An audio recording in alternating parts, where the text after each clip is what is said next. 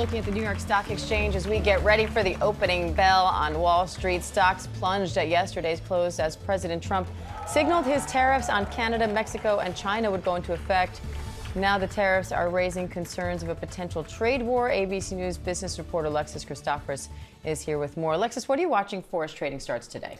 We want to see if this big sell-off we saw yesterday has followed through today. I mean, the Dow was down nearly 700 points. We had the S&P have its biggest one-day plunge since December.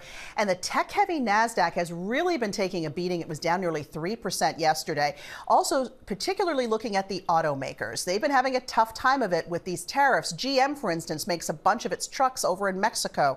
Its stock down 11% so far this year. Ford is down about 5%. The Dow Jones Industrial Average, we're seeing a live picture of that now. It is also under pressure this morning. So how could these tariffs affect American consumers and investors?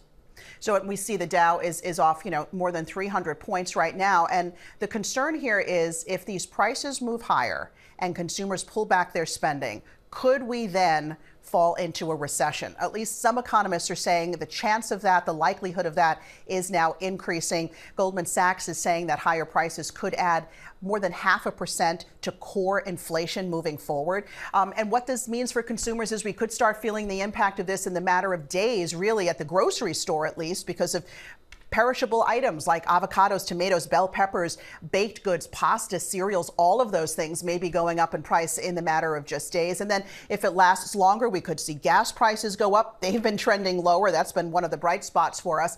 And then things like clothing, electronics, shoes, the list will grow larger as these tariffs remain in place. Now, and you've talked about leading into this, whether or not companies choose to pass those costs on to consumers. Right. What goes into that decision-making process, and does it depend on the company?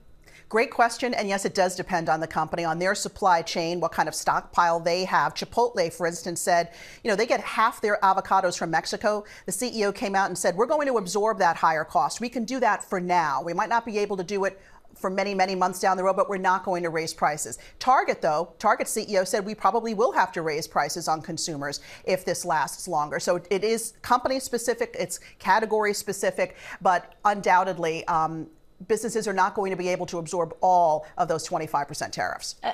In terms of the long-term strategy, is there a way that this brings prices down in the long run, as the president has argued it could? Right. So we heard the president say he wants companies to bring their manufacturing to the U.S. It is more complicated than it sounds. It also takes more time. You can't just build a factory overnight and get workers in it. So there's going to be lag time. So in the interim, there would be pain. Prices would be higher as businesses adjust. In the long term, if enough companies move their manufacturing to the U.S., then yes, prices might be able to come down, but we wouldn't see that for quite some time. As you can see here, too, that the Dow down now more than 400 points. So investors very jittery about what's to come. We know the market hates uncertainty, and there's a lot of it right now. All right, ABC News business correspondent Alexis Christoforous. Alexis, thank you. You bet.